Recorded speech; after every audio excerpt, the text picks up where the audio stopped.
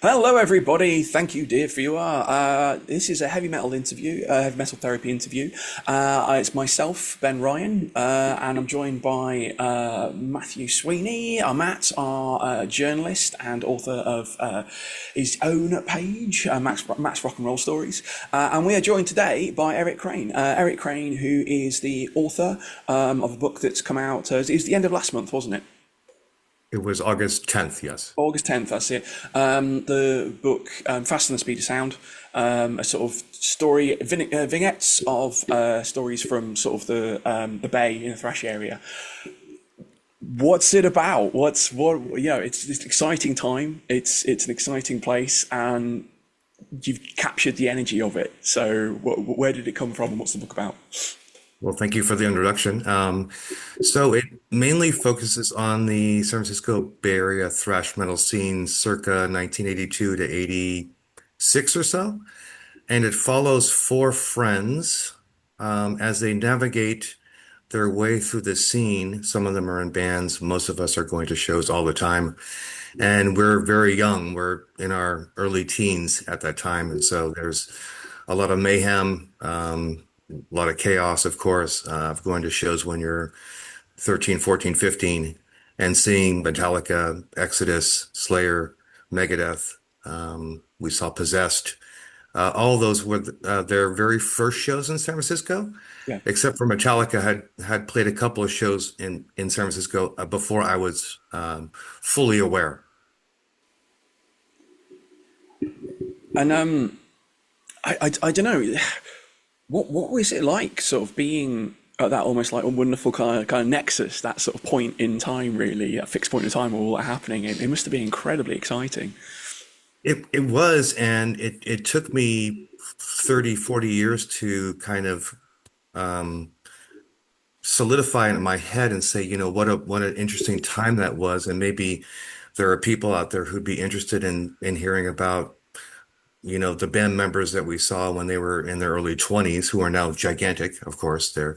Metallica's massively huge, and Slayer's, well, they're retired currently, but they were massively huge, and everybody loves Rust in Peace by Megadeth, but we saw them, years before that came out. So this was at the time when Dave Mustaine was kicked out of the band from Metallica, and all that was going on. I wasn't really aware of the minutia of the dismissal, but we were all there as part of it, and it was an interesting time. And there were only about maybe 200 in the Bay Area who were consistently going to shows and seeing these things happen, and it makes for a very small group of people. And I just wanted to be able to tell kind of my side of the story and how I saw it, so that people out there who were part of the scene would be say, I do remember those things. This book is really about all of us and not just about one person.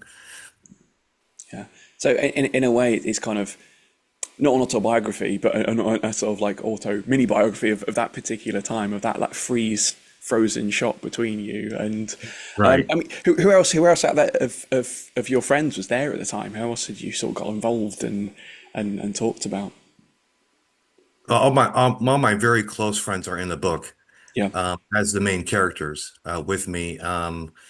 One of them, Alex Gerald, he actually started a band called Mordred. I don't know if you're familiar with that band. They toured the United States, they toured Europe, and now he's in a band called Death's Dawn, which is kind of a reformation of Mordred, and they're bringing their music back to that era of like 1985-ish thrash metal with medieval themes and mythology. It's very, very cool. And another friend of mine, Chris Whitney, is a singer of that band, and we all grew up together, and we'd all party together. We all hung out together. It was an interesting time to be in that era. We were free to do almost anything. Our parents were very lax about us going out, us partying, things like that. You know how it is today versus maybe how it was during your own childhood, where, well, we're going out to ride our bikes, we're going out to, going down to the store, and nobody's watching over us every minute. We were doing that plus a lot more, of course, and that's detailed in the book. So, and it there's some comedy in it, of course, because a lot of teen boys hanging out together can get into some mischief. I true. You sort of mentioned the impact it's had. I mean, that's a hell of an impact on your friends, isn't it? You know, they were around that time, and then they've gone on to do that. Obviously, been inspired. But Right. I mean, without spoiling anything from the book, I hope. What was kind of the impact on your life after that? What did it kind of galvanize you to kind of do? Well, growing up listening to that music, of course, I started out with just hard rock, as like a 12-year-old, and then I progressed into harder and harder stuff. And I really feel like I have an appreciation for music generally that was born out of listening to that kind of music because it was so intricate and so full of changes, more like what you would think of classical music, where you have lots of changes and people who appreciate classical music understand that and they follow it and they're very intense about listening to it rather than it being something in the background. I'm very much of that bent, so I really like listening to music, and I like, of course, now I like all kinds of music, including metal. And I always listen intently to drummers, and I listen to guitarists, and I listen to the way things are phrased, and the way there's a bridge section here, and I really like that, or I don't like that. I'm very critical of music, and I think it was born out of listening to thrash metal, heavy metal at that time, including a lot of British heavy metal, tons of British heavy metal. I like something you mentioned there about the bringing the classical music in because obviously Metallica famously in the '90s did the S&M shows and then decided to do them again more recently, and it's bridging the gap between the two and how it worked. And obviously Cliff Burton himself was a massive music fan and a fan of different styles, so it's getting to bring that full circle. It's quite incredible to watch how stuff that maybe wouldn't be associated with heavy metal inspired that, and then the two meet in the middle somewhere to make this crazy collaboration that on paper people might have thought this should never work but did work. Yeah, yeah, totally. I mean, a huge influence for all of us as in the early '80s was Yngwie Malmsteen, if you're familiar with the Swedish guitarist who basically brought Bach and Paganini to all of us in a fiery way, and we were all just so blown away by hearing him and what he was doing. We saw him in '85. He was about 21 years old, and he just absolutely stunned the audience into complete silence. I mean, you don't at a rock concert, heavy metal concert, that's unusual. Everybody was just like super quiet and listening with intent. It was very unusual. It was wonderful to hear. Yeah, because I think thrash has kind of got a bit of a reputation for almost being the stereotypical metalhead. I think about a lot of the films I watched in the '90s where they'd have like a metalhead character, and they tend to be, not especially bright, sort of long hair, they sort of got off, all Right. camo jeans, like generally how I sort of dress, and just like any noise like that. Do you find there's been a lot to challenge that stereotype within Flash, and it's actually a lot more of a complicated, a lot more sort of an in-depth sort of genre? Well, I think at the time that we were listening to it, it was very misunderstood by general audiences, of course. Nobody knew who these bands were. Nobody knew who Metallica was really.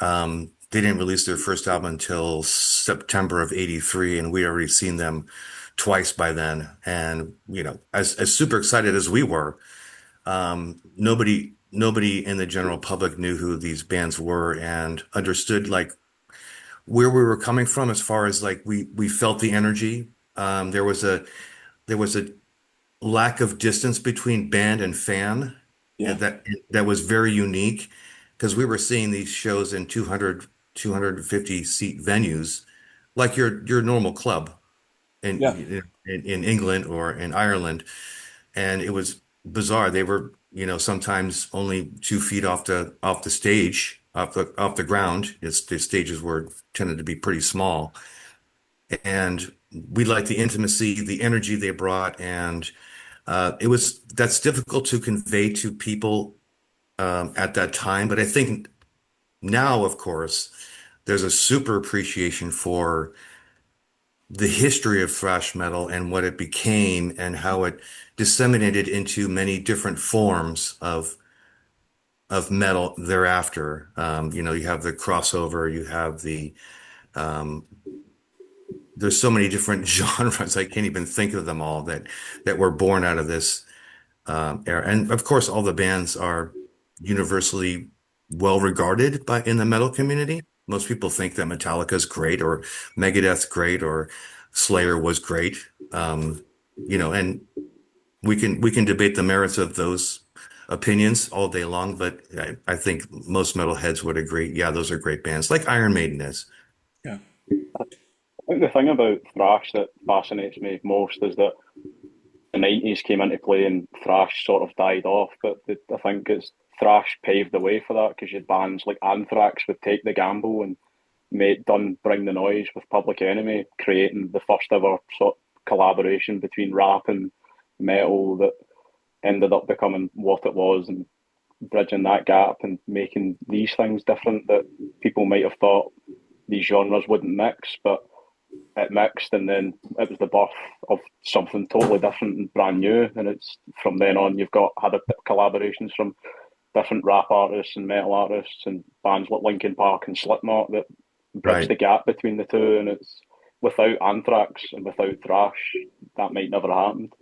right. And you bring up a very interesting point between rap and I think particularly thrash metal is that these were rebellious people. They didn't fit into the norm of society. They thought that even regular heavy metal, that the thrash metal people was just too light. It was too tame for them.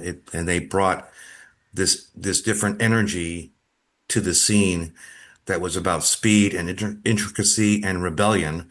And I think, of course, rap artists have done that since the get-go in the late 70s, first in New York and then in LA with the gangster rap, which I super appreciate that perspective from them and how rebellious their attitudes are. And I think there's a lot of homogeny between the two. And then you had Ice-T deciding, right, I'm going to change over from being just a rap artist and then form Body Count and totally Right. threw everything up in the air and was quite rebellious. Obviously, there's the controversy with Cop Killer and all the stuff, Yeah. and it's just seeing how well Ice T mentioned that he would see people moshing off of hip hop, and that sort of inspired him to get back with his friend Ernie C and think, right, let's form a metal band with the bands that they were influenced by and see what happens. And now we've got these bands that cross the barriers and do it in style, I would say. Yeah. Yeah. Do you find that there's a lot of people who, in your experience, are there a lot of people who relate the two genres together? Absolutely. Like I a mean, lot of people who listen to rap and metal? there's actually a very similar organisation to us that covers sort of hip hop, because they, like you say, it's so there's a lot of similarities. It's not a perfect circle Venn diagram, but there are a lot. It's pretty bloody close, Hmm. and I think a lot of you've got a lot of the brutal honesty, haven't you?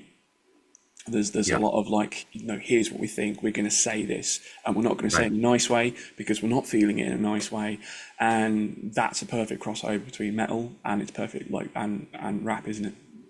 Yeah, it is. And I think that as an illustrative point of this, I would look at Metallica's Kill 'Em All, and I did Yeah, detail this quite a bit, and I thought about it for a long time before I wrote it in the book, is that they pay homage to their fans in a way that is so unique because you have so the first song is Hit the Lights, so the band comes out on the stage. yeah, And then I think the sixth song is Whiplash, where the fans get crazed. And then the last song is Metal Militia, which is actually an ode to the fans themselves. So you have this nice bridging, bookended uh, structure to the entire album that's really about the fans. And I think that resonates so much, that resonated so much with us then. Like they see us, they appreciate us. Whereas bands like Saxon and Motorhead and Iron Maiden, who we loved also, didn't talk about those things. And I think rappers also get into the psyche of their fans by stating things that are important to them and that means something to their fans. I Yeah, think the thing about that both relate to is that sort of punk attitude where it's they're talking about more upfront issues and sort of political stuff and social stuff, and it's real. So people do connect to it because it's real issues that they can relate to and listen to the lyrics related to their own lives and beliefs. And I think that's the thing that bridges the two is it's honest and in your face. The crowds love it. The crowd atmospheres at rap shows and metal shows are incredibly similar. Where you'll get the circle pits, the walls of death, the Yeah. mosh pits, and it's a very very similar atmosphere. And it's I can't describe what it is, but there's just something in the air and something in the whole thing and the whole experience of it all that they're just incredibly similar. Even though sometimes the styles of music are incredibly different, but the crowds go crazy the exact same. Yeah, yeah, it's really wonderful to see. You mentioned the wall of death. We were when we were going to shows, and not to just keep going back to the past, but just for information, when we were going to shows, moshing wasn't even a thing. So that we did stage diving and headbanging, in kind of in unison with each other.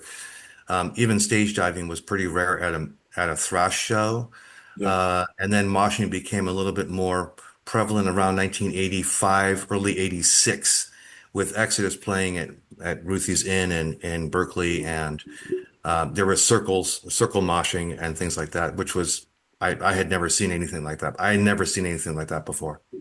Was that because I'm genuinely interested from a psychology point of view? I'm really interested in moshing because in like our kind of shared cultures and in a lot of cultures, consensual violence is really rare.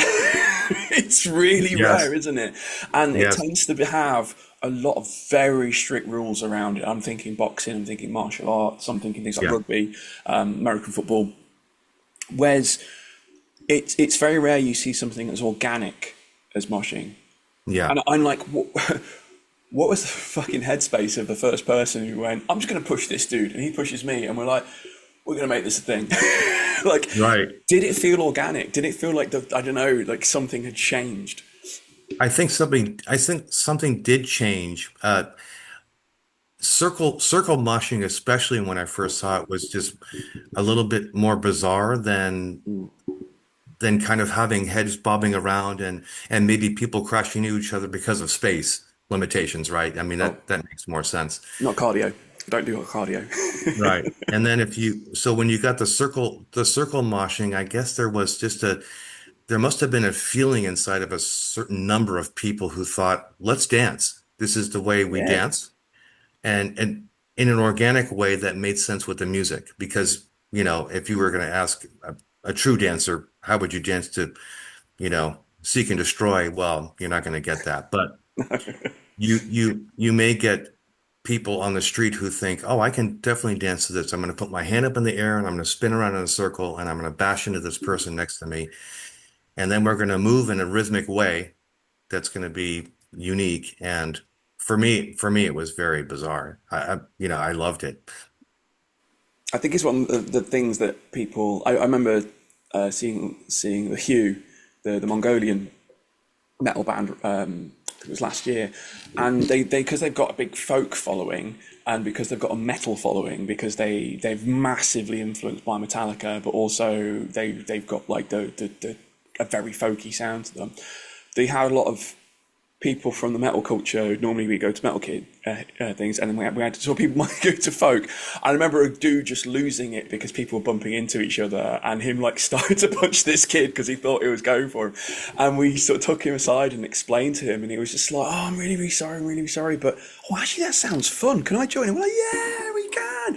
And Right. it was such an alien thing to him that people would do this, and it was completely unexpected. And I think that Right. it must be quite intimidating. I think I know, like going to gigs in like I went to my first gig in something like the mid '90s, late '90s, and Okay. seeing Mosh Pit break out. I'd never seen anything like it, and it scared the shit out of me.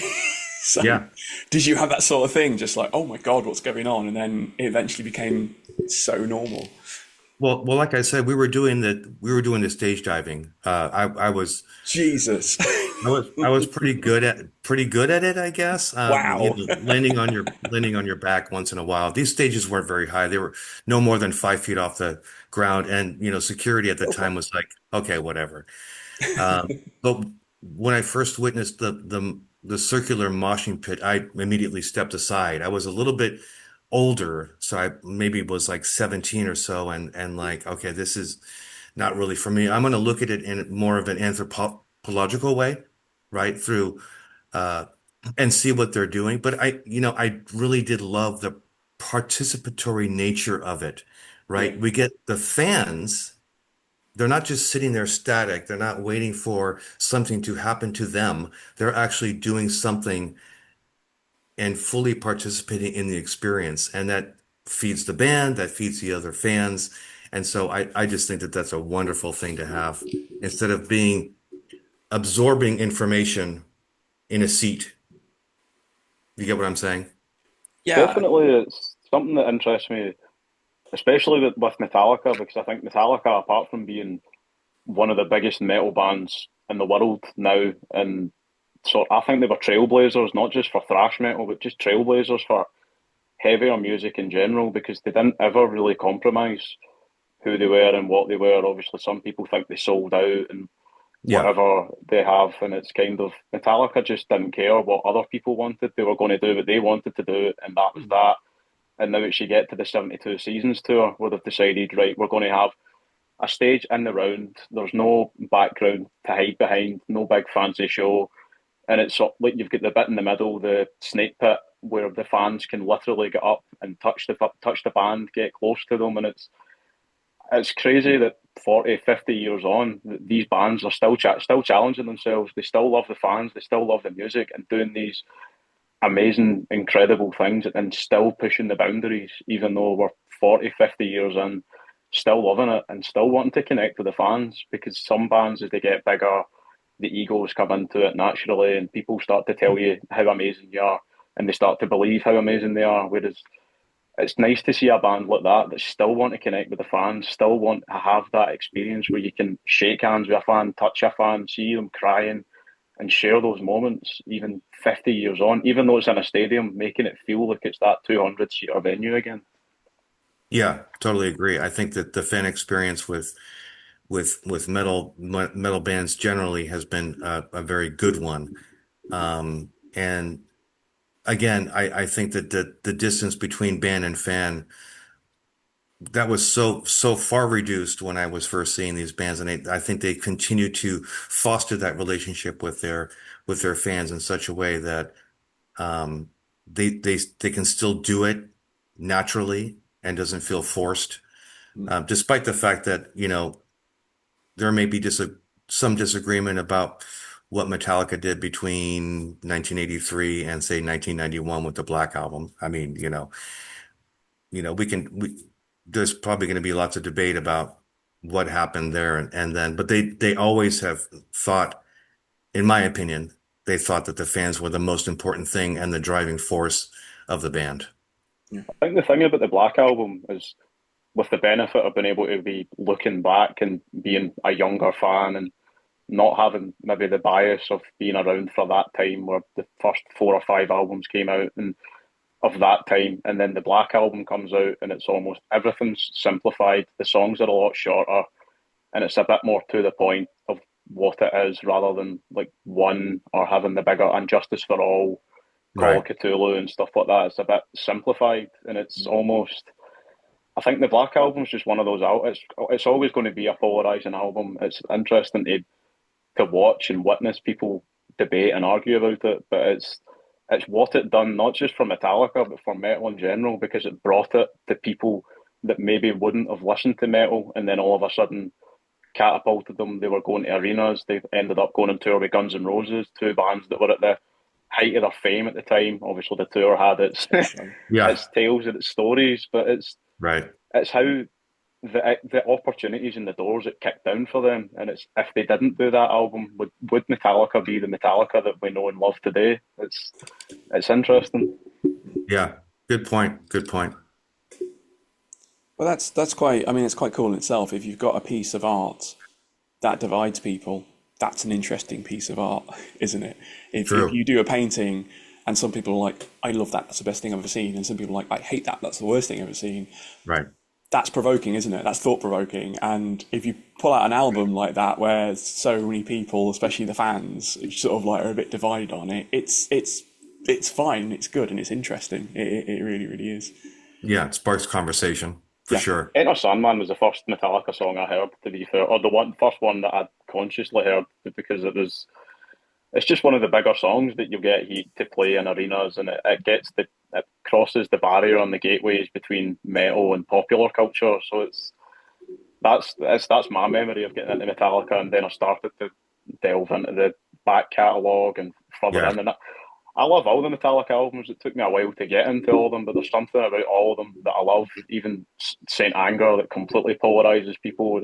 Yes. I like the raw honesty of it, especially after watching the documentary, and I started to understand a bit more that it's not necessary. They had to make that album. It's the album. The album that was the only album they were ever going to make at that time because the band was falling apart, and they had the balls to do it in front of a live audience on camera, which I admire to an extent because they could have decided we're not doing this, we're not showing this, but decided we're putting the album out, we're going to put the documentary out, and it's quite inspiring to see that even these people that some people put in a pedestal, they have the same problems as you and I. Yeah, I love you that you brought up Some Kind of Monster because I watched it at least 3 times just to kind of glean all the information I could from it. Another thing you brought up that's very important is the back catalogs, which of course we were doing as in the early 80s, so we were listening to Motorhead. And so when Iron Fist comes out, you're like, yeah, this is pretty good, but this is what's their other stuff like? And so we went backwards to Bomber and Overkill, and we were like, this is great. Okay, this is fantastic. Um, No Sleep Till Hammersmith, the live album, is fantastic. If you listen to Iron Maiden, Peace of Mind from '83, you're like, well, this is pretty good, but what's Iron Maiden's debut album like? Well, completely different. Killers is completely different. All of my friends and I love the first 2 albums because of the rawness and because of the almost the punk ethos in it. Even though I think for the first album in particular, Steve Harris was not very happy with it. He didn't like the production of it, and but I think it's such a foundational album for the beginning of thrash metal. In my opinion, there's several of them, and I think that that would be one of them. I think the thing about the beginning of thrash metal that fascinates me is that Queen, a band that no one would ever associate with thrash metal, but Stone Cold Crazy Yep. is one of the songs that it's got that attitude, the balls to the wall. It's fast. It's got that sort of chugging guitar part that influenced thrash, and even James Hetfield got to get up on stage with Queen and perform it. They've covered it and performed it quite a lot. Right. It's kind of I always like looking back at the genres and the changing where you go, even when you go from soul to blues to rock and roll, and then because everything follows one another, and then it's to watch the music changing over the years where it becomes punk, and then if it wasn't for punk, we wouldn't have thrash because thrash is sort of the follow up to punk, where it takes thrash punk and puts a bit of attitude and a bit more heavy into it, but keeps the honesty, looking at social issues and being true to themselves. Right.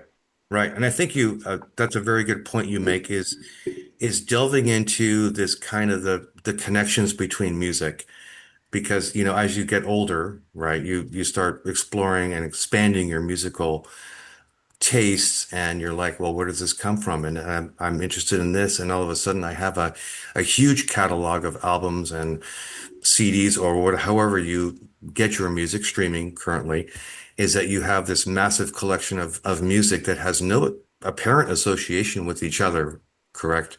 But then you like all of it because it speaks to you in this way and this speaks to you in this way. And so listening to, maybe people listen to Green Day, not knowing that Green Day is really a pop. a band that a pop punk band really is what they are.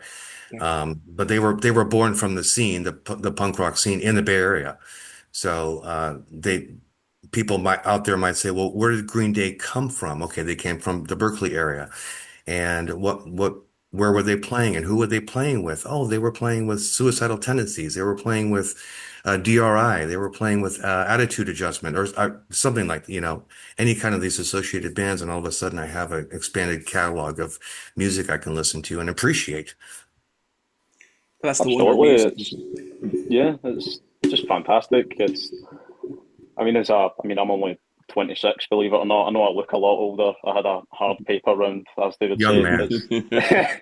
It's finally because all of these, like you've got the Load box set, the Black Album box set, all of the first few albums box set is that you get the demos and the stuff behind the album and get to even hearing the tracks when James is just humming the melodies before there's lyrics on it, and it's actually getting to hear how they build the tracks and start to appreciate the creative process a bit more because we get to hear the process that's been recorded and re-recorded about 500 times and Yeah. perfected with the producers and the producer saying go and re-record that bit, go and re-record that bit. No, you can do that guitar solo better. And now as bands are getting older and fans want more and will buy these things, these collections and these documents, and it's nice to hear and it's nice to get to experience it at the raw.